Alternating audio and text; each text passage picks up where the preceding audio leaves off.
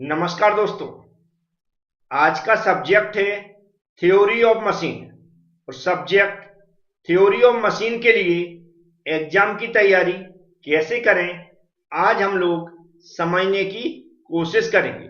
यदि आपको लगता है कुछ फायदा हो सकता है इस वीडियो से, तो वीडियो को पूरा देख लें। जो मैं समझा रहा हूं उसको ध्यान से सुन लें। और एग्जाम आने वाले हैं तो चैनल को भी सब्सक्राइब कर लें और बेल आइकन पर क्लिक कर लें, जिससे जब भी मैं आपके काम का वीडियो अपलोड करूं उसकी नोटिफिकेशन आपके पास पहुंच सके। तो चलते हैं, स्टार्ट करते हैं। तो सबसे पहले ध्यान से सुने।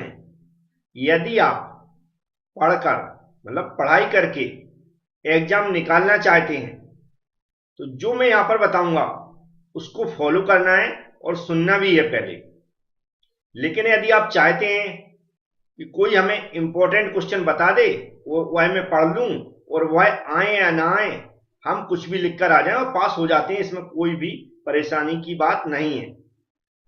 लेकिन यदि आप पढ़ाई करना चाहते हैं तो ध्यान से सुने। हमें क्यूबी में क्या देखते हैं, हम क्यूबी के अंदर जो शिवानी हमने देखा है, एक ही टॉपिक पर 5-5 6-6 क्वेश्चन मिल जाएंगे और आप उन्हीं को बार बार रिपीट करके पढ़ते रहते हैं और कंफ्यूज भी रहते हैं, परेशान भी रहते हैं। लेकिन उसी परेशानी को कैसे दूर करें, ध्यान से सुनेंगे आप लोग। पेपर का पैटर्न चेंज हुआ है, सिलेबस भी चेंज हुआ है। इस सिलेबस के अंदर जो पिछला पेपर आपने थर्ड सेम में देखा होगा, 8 क्वेश्चन पूछे जाते हैं। 8 क्वेश्चन के अंदर हमें 5 क्वेश्चन अटेम्प्ट करने पड़ते हैं। मतलब हमारे पास चॉइस रहती है कि हम लोग जो तैयारी कर रहे हैं उसमें हमें चॉइस मिलेगी। कई बार क्या होता है, 3 या 4 यूनिट हम तैयार कर लेते हैं तो भी हमारा पेपर 70 नंबर का फंस जाता है। तो ये फायदा हो जाता है यदि 8 क्वेश्चन पूछे जाते हैं और उसमें से 5 हमें करने पड़ते हैं। अब हमें तैयारी कैसे करना है, ये ध्यान से सुनना है आप लोग। हमें टॉपिक बाय टॉपिक तैयार करना है। और सिलेबस में इसलिए लेकर आया हूं यहां पर, जिससे बहुत सारे स्टूडेंटों ने सिलेबस भी नहीं देखा है। उस सिलेबस को समझना भी जरूरी है। तो पहला चैप्टर हमें बहुत अच्छे से तैयार करना है, थ्योरी ऑफ मशीन जो सब्जेक्ट है इसका। पहले चैप्टर से काफी नंबर कवर होते हैं, काफी अच्छे नंबर से जो क्वेश्चन पूछे जाते हैं वो पहले चैप्टर से पूछे जाते हैं। तैयारी कैसे करना है, यदि आप सिलेबस पढ़ेंगे तो नॉर्मली इंट्रोडक्शन सभी पढ़ते हैं, उसको तैयार करने के लिए बोलना भी नहीं है, सभी लोग पढ़ते हैं नॉर्मल। लेकिन तैयारी कहां से करना है, सबसे पहले आता हमारा टाइप्स ऑफ काइनेमेटिक पेयर्स। क्या होता है टाइप्स ऑफ काइनेमेटिक पेयर्स है, मैं यहां पर टिक करता जाऊं। जब आप टाइप्स ऑफ काइनेमेटिक पेयर पढ़ेंगे तो ये इसलिए इंपॉर्टेंट टॉपिक है जो यहां पर सेकंड नंबर पे लिखा है। इसलिए इंपॉर्टेंट टॉपिक है क्योंकि इस पर क्वेश्चन गवर्नमेंट एग्जाम हो या इंटरव्यू हो, किसी भी टाइप के एग्जाम हो, इससे पूछे जाते हैं। क्योंकि इसमें आपने जो डिफरेंट टाइप्स के पेयर है, हायर पेयर, लोअर पेयर, इस टाइप के आपने सुने होंगे, उन पर पर्टिकुलर क्वेश्चन पूछा जाता है। और जो आपकी शिवानी है उसमें ऐसे क्वेश्चन बहुत सारे भरे हुए हैं। तो हमें ऐसा नहीं करना। इस बार एक बार डायरेक्ट हमें पढ़ लेना है कि काइनेमेटिक पेयर्स किसे कहते हैं और कितने टाइप्स के होते हैं। उन टाइप्स को हमें अच्छे से पढ़ना है और समझना है। इसी के जस्ट ऊपर एक क्वेश्चन, इस पर भी एक बार क्वेश्चन पूछा गया है एग्जाम में, कांस्टेंट एंड अनकांस्टेंट मोशन क्या होता है। तो जब काइनेमेटिक पेयर पढ़ेंगे तो ये तो आपको पढ़ना ही पड़ेगा, तभी समझ में आएगा काइनेमेटिक पेयर क्या होता है। अब हमारा नेक्स्ट क्वेश्चन आता है degree of freedom. Degree of freedom भी एक ऐसा वेरी वेरी इंपॉर्टेंट टॉपिक है कि जो गेट तक के एग्जाम में इस पर क्वेश्चन पूछे जाते हैं हमेशा। इसलिए इन टॉपिक्स पर जो एग्जाम होता है थ्योरी ऑफ मशीन का, उसमें क्वेश्चन पूछे गए। डिग्री ऑफ फ्रीडम को जब आप तैयार करेंगे कि डिग्री ऑफ फ्रीडम क्या होता है, कैसे निकालते हैं, जब ये पूरा जब थ्योरी इसका आप तैयार कर लेंगे तो न्यूमेरिकल क्वेश्चन भी इस पर पूछे जाते हैं। क्या न्यूमेरिकल क्वेश्चन भी इसके अंदर पूछे जाते हैं, तो वह भी आपसे बनने लगेंगे। नेक्स्ट फिर छोटे छोटे ऐसे क्वेश्चन पूछे गए जो कि इसी की थ्योरी के अंदर है। कुर्चबैक क्राइटेरिया लगा, कुर्चबैक क्राइटेरिया है, ग्रूबलर्स क्राइटेरिया है, ग्राफ्स लॉ है।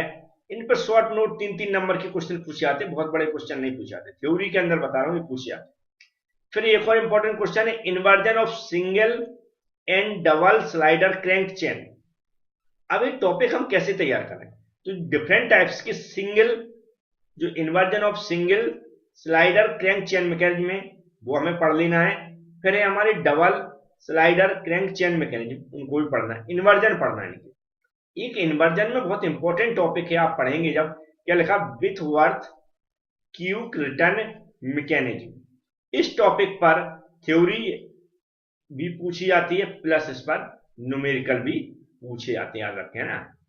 एक तो हमें डिग्री ऑफ फ्रीडम पर न्यूमेरिकल पूछा जा सकता है, दूसरा ये टॉपिक लगा विथवर्थ क्यूब रिटर्न मैकेनिज्म, इस पर थ्योरी भी पूछी जाती है और न्यूमेरिकल भी पूछा जाता है। इनकी न्यूमेरिकल मैं करवा चुका हूं, आप देख लें, यूट्यूब जो हमारा है उसकी जो प्लेलिस्ट बनी हुई है उसमें चेक करेंगे तो न्यूमेरिकल बहुत सारे मिल जाएंगे। इंस्टेंटेनियस जो सेंटर लिखा है, यदि हम आरजीपीवी की बात करें तो उसके अंदर इतना इंपॉर्टेंट टॉपिक नहीं, लेकिन थ्योरी के अंदर थोड़ा सा पूछा गया, कोई दिक्कत नहीं, पूछ लिया जाता है, ठीक है। लेकिन पढ़ लें आपको अगर टाइम है तो, लेकिन यहां तक इतने जो क्वेश्चन है वो तो आपको रट ही लेना है, जैसा जैसा मैंने बताया है, यदि आप चाहते हैं कि अच्छे नंबर आए। तो ये तो हो गई थ्योरी ऑफ मशीन के एक चैप्टर की बात है। न्यूमेरिकल भी मैंने बता दिए कहां से पूछे जा सकते हैं। तो पहला चैप्टर बहुत अच्छे से पढ़ लें आप, जो भी बनता है, क्योंकि सभी बच्चे पहला चैप्टर पढ़ते हैं, बहुत अच्छे से पढ़ते हैं। आपके नॉर्मली 14 नंबर के क्वेश्चन तो पूछे जाते हैं, कई बार और पूछे जो एक्स्ट्रा क्वेश्चन रहते उसमें भी कम से कम 7 नंबर के तक के क्वेश्चन पूछ लिए जाते हैं। मतलब पहला चैप्टर आपको पास कराने के करीब ले जा सकता है, याद रखें, पास कराने के करीब ले जा सकता है। 14 नंबर नहीं तो लगभग हम इतना कह सकते हैं 14 + 3 लगभग 17 नंबर टोटल कवर करा सकता है ये चैप्टर, यदि आपने बहुत अच्छे से तैयार कर लिया तो। अब मिलेंगे आपके, हम कह रहे हैं इसमें से कट के वो 12 भी दे देता है और आप सही लिख के आते तो कोई प्रॉब्लम की बात नहीं है, आपके अच्छे नंबर मिल गए, समझ। अब चलते हैं सेकंड चैप्टर की। यदि आप सेकंड चैप्टर की बात करें ना, इसकी बात कर रहा हूं सबसे पहले, मैं थर्ड चैप्टर भी लिया है मैंने यहां पर, तो सेकंड चैप्टर याद रखें, ये वो चैप्टर है जो आपसे बनेगा तो ही इसको तैयार करें। आप स्किप भी कर सकते हैं, इसको कैसे कर सकते हैं मैं लिख देता हूं, स्किप भी कर सकते हैं, मतलब छोड़ भी सकते हैं, छोड़ सकते हैं ना। क्यों छोड़ सकते हैं? क्योंकि हमारे पास ऑप्शन है, क्वेश्चन में आते हैं। अब यदि आपको इसको तैयार करना, तो मैंने कुछ इसके बारे में पढ़ाया है, यदि आपको लग रहा है कुछ इंपॉर्टेंट टॉपिक पढ़ लें इसकी, तो डी अलेम्बर्ट्स प्रिंसिपल इसको पढ़ लें, ये हर बार पूछा जाता है और हो सकता है आगे भी पूछा जाए। डी अलेम्बर्ट्स प्रिंसिपल हर बार पूछा जाता है, यदि आप इसको पढ़ लेते हैं तो ठीक है, हो सकता आ जाए। इसके अलावा कुछ इससे न्यूमेरिकल भी पूछे गए। न्यूमेरिकल में अगर हम बात करें तो जो न्यूमेरिकल होते हैं हमारे, वेलोसिटी डायग्राम कौन सा होता है, वेलोसिटी डायग्राम आप लोगों ने पढ़ा होगा, वेलोसिटी डायग्राम पर आधारित न्यूमेरिकल क्वेश्चन पूछे गए हैं पहले, और मैंने इस पे 1-2 न्यूमेरिकल कराए हैं, यदि आप पढ़ लें हो सकता है वैसे क्वेश्चन फंस जाएं तो आपसे बन जाएंगे। यहां लिखा ना ग्राफिकल मेथड, ये ग्राफिकल मेथड के मैंने क्वेश्चन कराए वेलोसिटी डायग्राम के, हो सकता है आपसे बन जाए। इसके अलावा 4 बार चेन है, 4 बार चेन मैकेनिज्म पढ़ा होगा आपने, 4 बार चेन मैकेनिज्म यदि आपने पढ़ा है, उसके न्यूमेरिकल भी क्वेश्चन मैंने करवाए हैं यूट्यूब चैनल पर, याद रखें, वहां पर भी वो भी मिल जाएंगे आपको, तो वो भी आप पढ़ सकते हैं यदि आपको इस चैप्टर की तैयारी करना है। नहीं, मैं तो कहता हूँ स्किप कर दो तो भी कोई घबराने की जरूरत नहीं है कि हमारा क्या होगा, कहते हैं बच्चे ये सर सेकंड चैप्टर छोड़ देंगे या उससे कुछ ही क्वेश्चन करेंगे तो पता नहीं क्या होगा, तो कुछ नहीं होगा।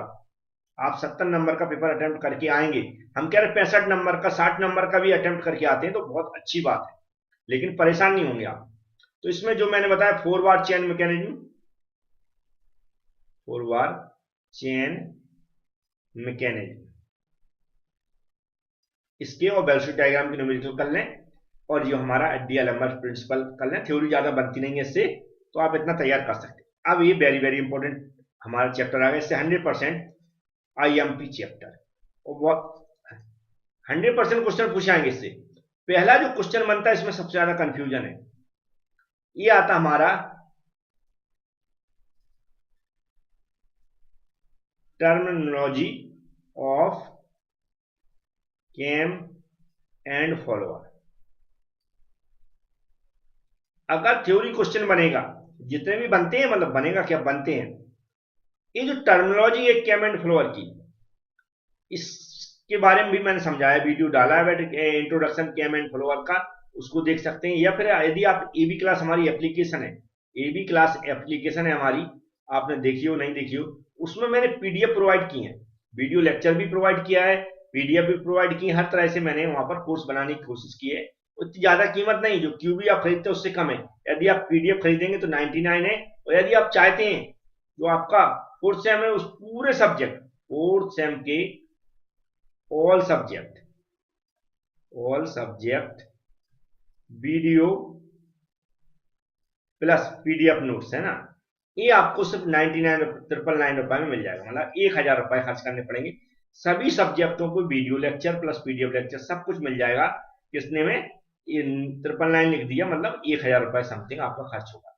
इस डिस्क्रिप्शन बॉक्स में मैंने एक वीडियो बनाया है कैसे एप्लीकेशन डाउनलोड करना, कैसे इस कोर्स पे पहुंचेंगे। तो 1000 में सभी सब्जेक्टों के वीडियो लेक्चर और पीडीएफ हमें प्रोवाइड करा रहा है या फिर पढ़ाने की कोशिश कर रहा है, तो वहां पर मिल जाएंगे। तो ये सब कुछ मिल जाएंगे, टर्मिनोलॉजी हो गई। अब प्लस स्कैम एंड फ्लोअर्स पे न्यूमेरिकल क्वेश्चन पूछा जाता है, न्यूमेरिकल, ये याद रखें। अब यहाँ पर बहुत सारे लोगों ने हो सकता है इंपॉर्टेंट क्वेश्चन डाले हो, वहां पर बोल दिया ये क्वेश्चन पूछा जाएगा, ये पूछा जाएगा। लेकिन यदि आप सच में पुराने पेपर देखेंगे तो कोई भी क्वेश्चन रिपीट नहीं होता है, टॉपिक रिपीट होता है। टॉपिक का मतलब हमने बोल दिया कैम एंड फॉलोअर पे न्यूमेरिकल क्वेश्चन पूछा जाता है, तो कैम एंड फॉलोअर्स पे फिर से पूछा जा सकता है, लेकिन कौन सा पूछा जा सकता है ये कोई नहीं बोल सकता।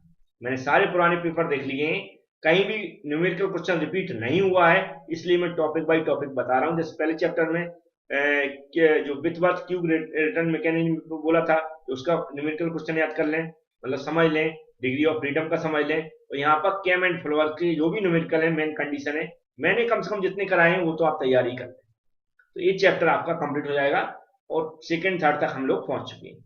अब चढ़ते हैं फोर्थ और फिफ्थ पर। नेक्स्ट चैप्टर यहां पर दिख रहा होगा आपको, फोर्थ चैप्टर। ये बड़ा इंपॉर्टेंट चैप्टर है, मतलब इंपॉर्टेंट चैप्टर है, हर एक यूनिवर्सिटी में इस पर क्वेश्चन पूछे जाते हैं, डिप्लोमा में भी इस पर क्वेश्चन पूछेगा, मतलब सभी में थ्योरी ऑफ मशीन का इंपॉर्टेंट चैप्टर हम बोल सकते हैं। और बहुत सारे स्टूडेंट हैं जो नंबर मांग रहे हैं, मैं बता दूं आपको, यहाँ पर आप कांटेक्ट करके कभी भी किसी भी कोर्स में कोई प्रॉब्लम आ रही है तो आप कांटेक्ट करके जानकारी ले सकते हैं। इसके अलावा जो भी एप्लीकेशन में प्रॉब्लम आती है उसके बारे में भी आप पूछ सकते हैं, या कोई प्रॉब्लम आई हो तो उसको सॉल्व करवा सकते हैं, या फिर आप कोर्स परचेज करना चाहते हैं तो उसकी भी जानकारी ले सकते हैं। जो बच्चे जॉब कर रहे हैं, क्लास नहीं ले पाते हैं लेटर एंट्री से, तो उनको पढ़ने में बहुत प्रॉब्लम आती है, तो जब आप जॉब कर रहे हैं, पैसा कमा रहे हैं, तो 1000 रुपये खर्च कर सकते हैं 5 सब्जेक्टों के लिए, बड़े आसानी से आप कोर्स ले सकते हैं। अब ये चैप्टर इंपॉर्टेंट है पावर ट्रांसमिशन का, और याद रखें जो डिप्लोमा कर चुके हैं वो वह इस चैप्टर को पढ़ चुके हैं, थ्योरी हमें फिर से याद नहीं करना है, उसी थ्योरी को हमें फिर से रिवीजन करना है जो आप पढ़कर आए हैं। लेकिन इसमें दो टॉपिक मिला दिए गए हैं, यहाँ पर देख रहे हैं क्लच को भी मिला दिया गया, तो क्लच पे भी बात करेंगे। अभी पहले हम इसकी बात कर लें, पावर ट्रांसमिशन। इस पर न्यूमेरिकल क्वेश्चन पूछा जाता है फोर्थ नंबर का, इस पर याद रखें न्यूमेरिकल क्वेश्चन पूछा जाता है, तो आप इसको न्यूमेरिकल क्वेश्चन इसके तैयार कर लें, जो भी सिंपल वाले। अब आती है इसमें थ्योरी क्वेश्चन कैसे पूछे जाएंगे। तो नॉर्मली बेल्ट ड्राइव क्या होती है, टाइप्स ऑफ बेल्ट ड्राइव, वो तो आपको याद करना है ना। बेल्ट ड्राइव जो यहां पर लिखा ना, बेल्ट ड्राइव, इसका इंट्रोडक्शन आपको 100% तैयार करना है। और इसकी टर्मिनोलॉजी, बेल्ट ड्राइव की भी टर्मिनोलॉजी होती है, क्या होती है, टर्मिनोलॉजी, है ना।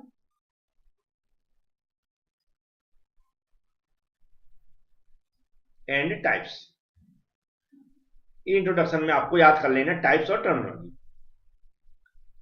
अब यहां पर आप देखेंगे कि कुछ क्वेश्चन इसकी जो टर्मिनोलॉजी है, जैसे हम टर्मिनोलॉजी के नाम लिखते हैं उस पर पर्टिकुलर क्वेश्चन पूछेगा पहले, जैसे स्लिप हो गया ना, क्या हो गया, स्लिप एंड क्रीप, इस पर क्वेश्चन पूछे जा चुके, और ये मैं बता चुका हूं, पढ़ा चुका हूं, आपको एप्लीकेशन मिल जाएंगे, यूट्यूब पे मिल जाएगी, नोट्स मिल जाएंगे, सब कुछ मिल जाएगा। इस तरह की जो टर्मिनोलॉजी, छोटी छोटी टर्मिनोलॉजी है, वो सिलेबस में नहीं लिखते हैं, लेकिन जब आप टाइप्स पढ़ेंगे, इंट्रोडक्शन पढ़ेंगे, यहाँ पर बहुत सारे टॉपिक का, तो उसके अंदर मिल जाती है, तो उस पर पर्टिकुलर क्वेश्चन पूछ रहे जाते हैं, तो वह मैंने पढ़ा दी है, इसलिए आपको यहाँ पर कोई परेशान नहीं होना, वीडियो देखना है, बस आपको समझ में आ जाएगी। तो ये हो गया। इसके बाद देखो बी बेल्ट टाइप हो गया, ये सब टाइप्स के अंदर आएंगे, अलग से नहीं पढ़ना। कंडीशन ऑफ मैक्सिमम ट्रांसमिशन, अब जैसा मैंने बताया इस पे न्यूमेरिकल क्वेश्चन पूछा है तो आपको तैयार करना है। अब यहाँ पर कैसे आगे देखें तो पावर स्क्रू हो गया, पावर स्क्रू वगैरह क्वेश्चन ज्यादा नहीं पूछा गया, इसमें नहीं पूछा गया। प्लेट एंड कॉन, यहाँ पर एक कॉन क्लच दिख रहा है आपको, ये बड़ा इंपॉर्टेंट, इस पर क्वेश्चन पूछा गया ना, कॉन क्लच हो गया। इसके अलावा यहाँ पर कुछ क्लच के नाम ही लिखे, लेकिन क्वेश्चन पूछे गए, मैं समझ में नहीं आ रहा, सिलेबस में नहीं लिखा, क्वेश्चन पूछा गया। जैसे यहाँ नहीं लिखा, मैं नाम लिख देता हूं, सेंट्रीफ्यूगल क्लच। अब आप सोच रहे होंगे इस पे कैसे पूछ लिया गया, तो जब हम लोग क्या पढ़ेंगे, क्लच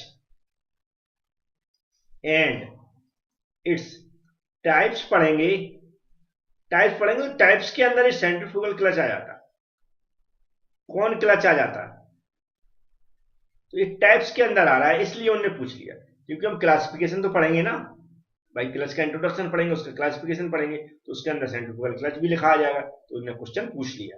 तो सेंट्रीफ्यूगल क्लच, कौन क्लच, दोनों ही आईएमपी हैं।